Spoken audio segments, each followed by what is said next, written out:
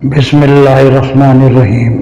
رسول اللہ صلی اللہ علیہ وسلم نے فرمایا، 4 باتیں انبیاء ورسل کی سنت میں سے ہیں: حیا کرنا، عطر لگانا، مسواک کرنا اور نکاح کرنا۔ رسول اللہ صلی اللہ علیہ وسلم نے فرمایا، سب سے بڑی زیادتی یہ ہے کہ آدمی ناحق کسی مسلمان کی بے عزتی کرے۔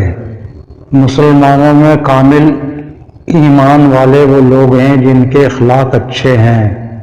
جب بندہ جھوٹ بولتا ہے تو اس کی بدبو سے فرشتہ 1 میل دور ہٹ جاتا ہے۔ وہ شخص جنت میں نہیں جائے گا جس کا پڑوسی اس کی آفتوں سے محفوظ نہ ہو۔ جب 2 مسلمان آپس میں ملتے ہیں اور مصافحہ کرتے ہیں تو ان دونوں کے جدا ہونے سے پہلے ان کو بخش دیا جاتا ہے۔ آپس میں مصافحہ کیا کرو، اس سے کینہ دور ہوگا۔ سلام میں پہل کرنے والا غرور و تکبر سے پاک ہے۔ جب کسی کو جمائی آئے تو اپنا ہاتھ منہ پر رکھ لے، کیونکہ شیطان منہ میں گھس جاتا ہے۔ سفید کپڑے پہنا کرو، اس لیے کہ وہ بہت پاکیزہ اور پسندیدہ ہے۔ رسول اللہ صلی اللہ علیہ وسلم نے فرمایا، زیادہ مت ہنسو، کیونکہ زیادہ ہنسنے سے دل مردہ ہو جاتا ہے۔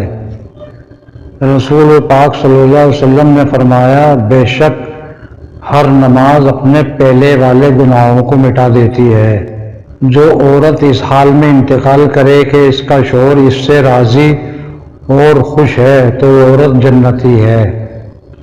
مومن کی جان اپنے قرض کے سبب معلق رہتی ہے جب تک کہ اس کا قرض ادا نہ کر دیا جائے۔ جو شخص قرض دار کو مہلت دے یا قرض معاف کر دے تو اللہ تعالیٰ اس کو قیامت کے دن کی سختیوں سے محفوظ رکھے گا۔ جو آدمی سود کا 1 درہم جان بوجھ کر کھائے، اس کا گناہ 36 بار زنا کرنے سے زیادہ ہے۔ جس بدن کو حرام غذا دی گئی وہ جنت میں داخل نہ ہوگا۔ تم میں بہترین شخص وہ ہے جس نے قرآن کو سیکھا اور دوسروں کو سکھایا۔ انسان کا اپنی زندگی کا ایام میں 1 درہم صدقہ کرنا مرنے کے وقت 100 درہم صدقہ کرنے سے بہتر ہے۔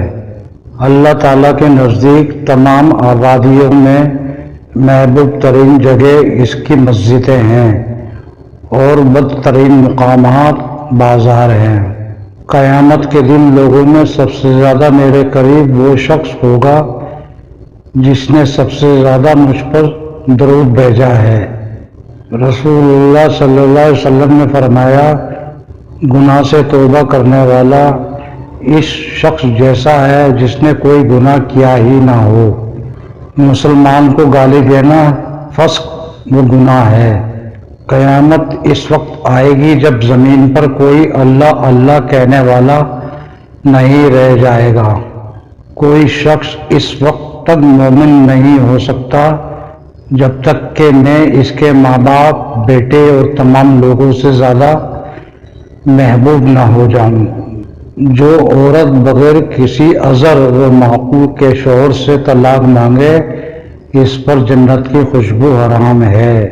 تم میں سے جب کوئی شخص کچھ کھانا چاہے تو داہنے ہاتھ سے کھائے، اور جب کوئی چیز پینا چاہے تو داہنے ہاتھ سے پیے۔ حسد سے اپنے آپ کو بچاؤ، اس لیے کہ حسد نیکیوں کو اس طرح کھا جاتا ہے جس طرح آگ لکڑی کو۔ آدمی کے جھوٹا ہونے کے لیے یہ کافی ہے کہ وہ ہر سنی سنائی بات بیان کر دے۔